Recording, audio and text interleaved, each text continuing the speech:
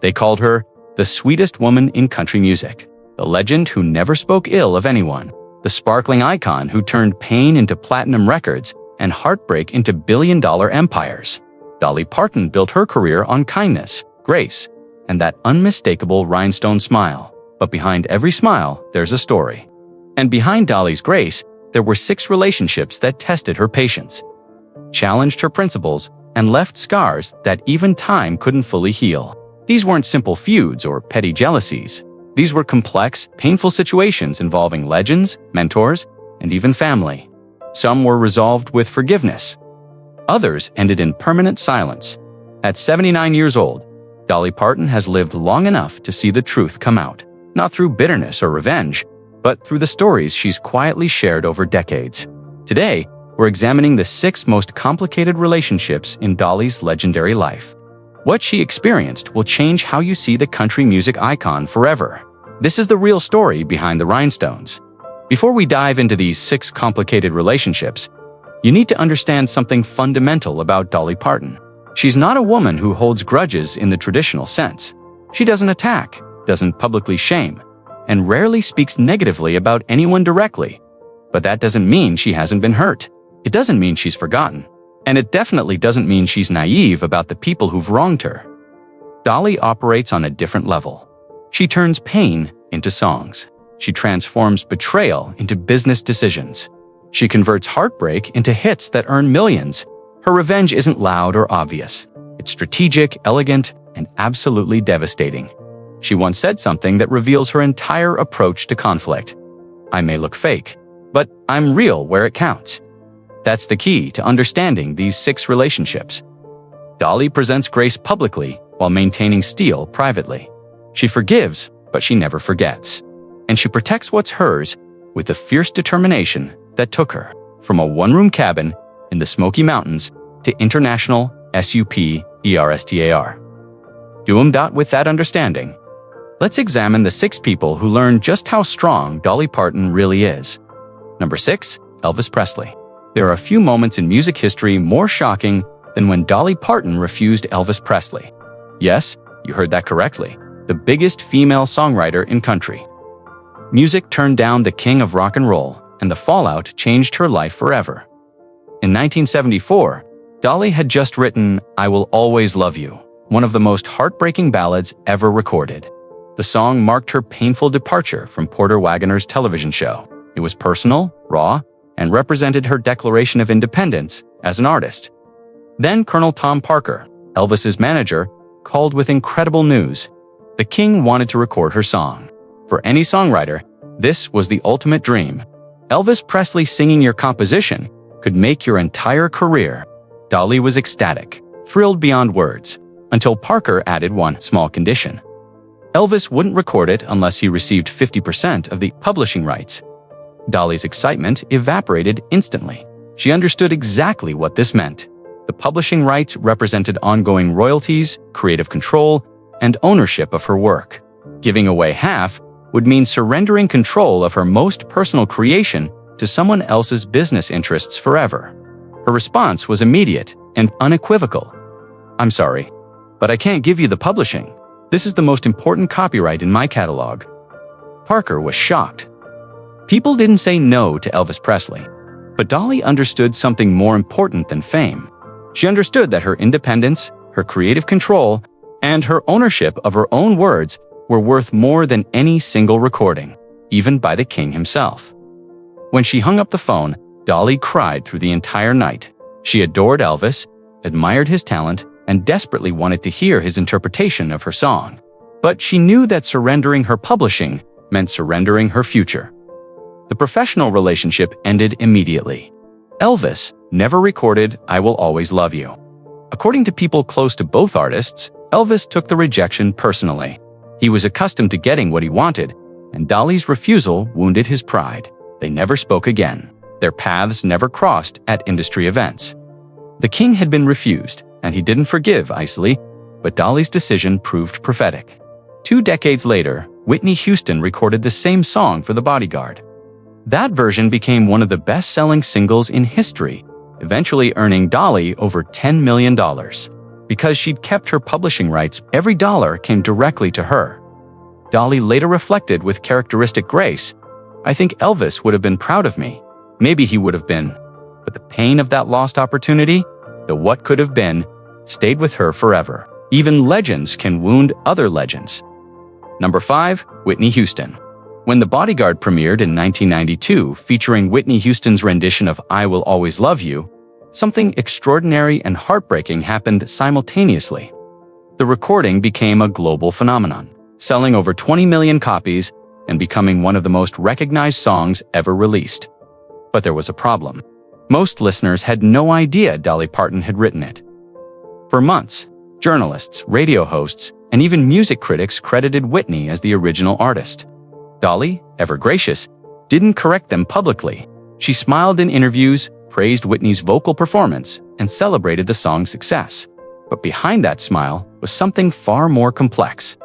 Close friends revealed that Dolly privately struggled with being erased from her own creation, the song that had represented her independence. Her refusal to compromise with Elvis and her painful goodbye to Porter Wagoner had been claimed by another voice. She'd fought so hard to keep ownership, turned down the king himself to protect it, and now the world believed someone else had created it. The financial rewards were substantial. Dolly reportedly earned millions in royalties, which she invested in Nashville real estate. She famously joked, "That's the house that Whitney Houston built." But beneath the jokes was an uncomfortable truth. Success had come at the cost of recognition. Dolly spoke carefully about the situation. "I cried when I first heard it, not because of the money, but because it was so beautifully done." That quote became her public position. But people close to her understood there were other tears too. Tears about being forgotten in the story of her own song. Whitney never intentionally stole credit. She was gracious about acknowledging Dolly as the songwriter. But the cultural impact was undeniable. An entire generation grew up believing the song belonged to Whitney Houston. Even today, younger listeners are often shocked to learn Dolly wrote it. When Whitney died tragically in 2012, Dolly's statement was characteristically kind. "I will always have a piece of her in that song." It wasn't bitterness. It was complicated grief, mixed with quiet triumph. Because even though another voice had carried her words to unprecedented heights, the words and the royalties still belonged to Dolly. Their relationship never soured publicly. There was no feud, no harsh words, just a complicated shadow that proved even admiration can sting when it dims your own light. Number 4. Porter Wagoner. Before Dolly Parton became a global icon, there was one man who believed in her when nobody else would: Porter Wagoner. In 1967, Porter invited a 21-year-old unknown singer onto the Porter Wagoner Show, his nationally syndicated television program. That decision transformed Dolly from a struggling songwriter into a household name. Together, they created hits, toured relentlessly, and presented an image of perfect harmony. But behind closed doors, that harmony was fracturing. Porter wanted control over everything: the music, the money, the image, and the direction of her career. He was very controlling. Dolly once admitted, "He didn't want me to go, but I had to." Porter saw Dolly as his creation, his project. Dolly saw herself as an artist who'd simply gotten her first break. She was grateful, but she wasn't owned by 1974. After 7 years of partnership, Dolly knew she had to leave. She needed creative freedom, needed to pursue her own vision, needed to stop being someone's protege and become her own icon. When she told Porter she was leaving to pursue a solo career, he took it as a personal betrayal. The professional separation was painful but seemed amicable at first.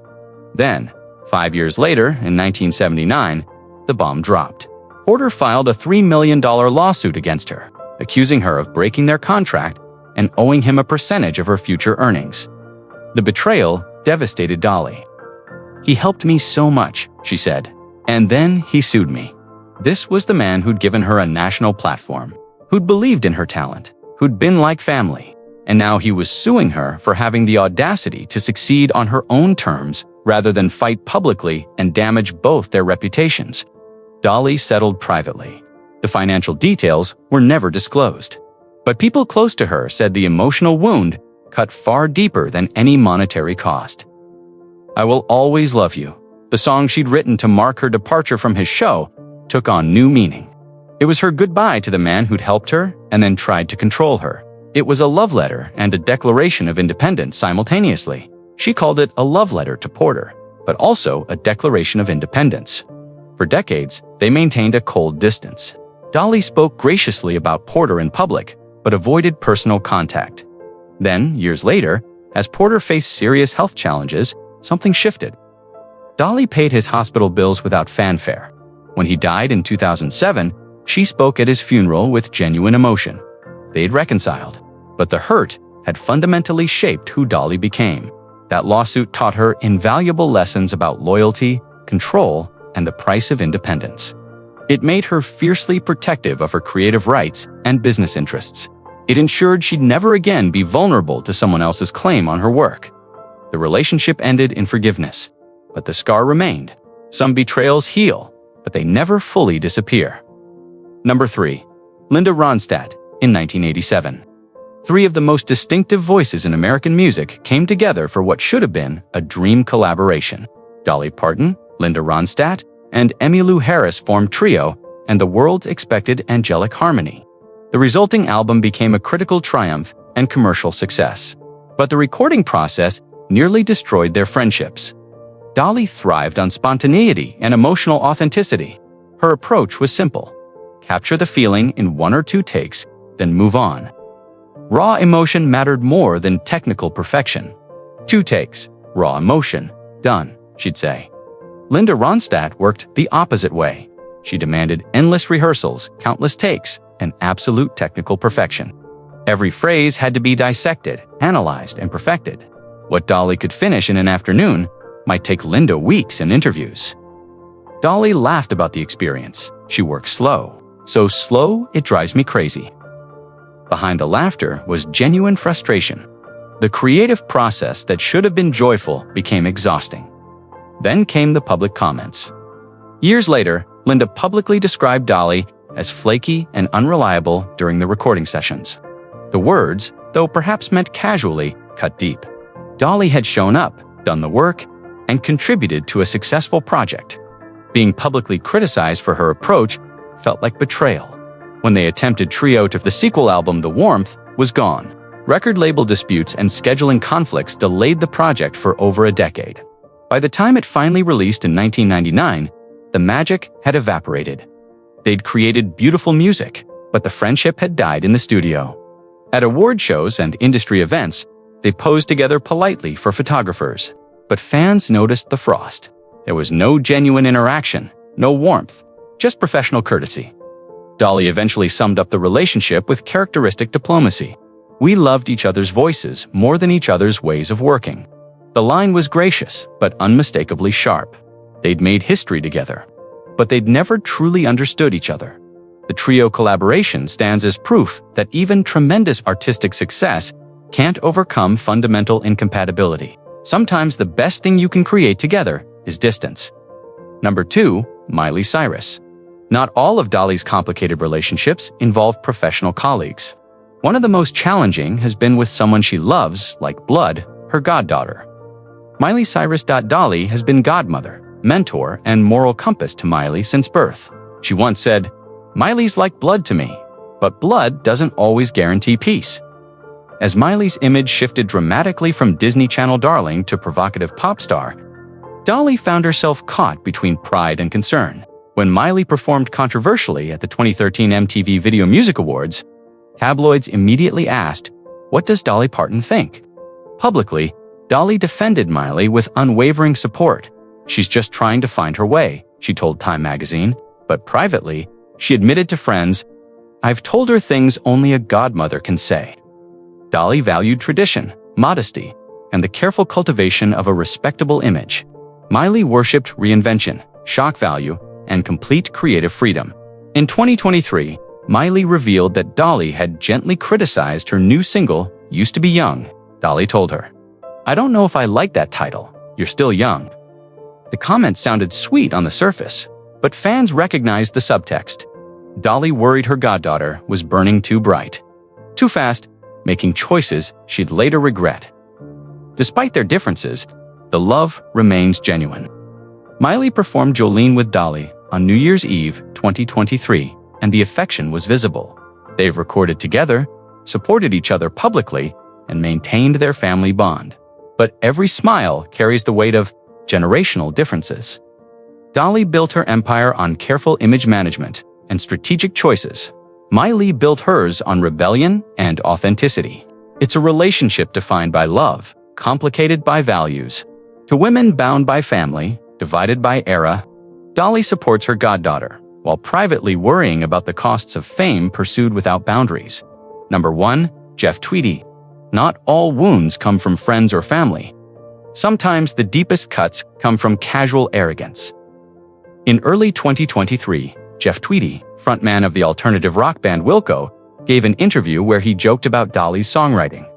He referenced her famous claim about writing Jolene and I Will Always Love You on the same day. Then added dismissively, she should have stopped after Jolene. The comment went viral instantly. Fans accused Tweedy of misogyny, jealousy, and profound ignorance. For Dolly, it was intensely personal. Those songs had been written on one of the most difficult days of her life. When she was leaving Porter Wagoner's shadow and declaring her independence, they were therapy transformed into melody, pain converted into art. Tweedy later claimed he'd meant no harm, that it was just a joke taken out of context. But the damage was done. Country music veterans publicly defended Dolly, reminding everyone that she'd written over 3,000 songs and defined American storytelling for multiple generations. Lee, true to form, said nothing publicly. She didn't need to respond. Her silence was more powerful than any statement. She didn't rant on social media or give angry interviews. She simply let her legacy speak for itself. As she once said, "I may look fake, but I'm real where it counts." The musician's next Wilco album release was met with relative indifference, whether it was connected to the controversy or simply timing. The message was clear. Disrespecting Dolly Parton comes with consequences, not from her directly, but from an industry and fan base that fiercely protects their icon. That critic learned what these 6 relationships all taught the hard way. Dolly Parton is kind, but she's not weak. She's gracious, but she's not a pushover. And while she may forgive, she definitely doesn't forget. So what do you think? Which of these complicated relationships surprised you most? Was it Elvis trying to take her publishing, Porter suing her for freedom, or Whitney overshadowing her own creation? Drop your thoughts in the comments below. And if you love discovering the real stories behind country music legends, hit that subscribe button and turn on notifications so you never miss the truth behind the rhinestones.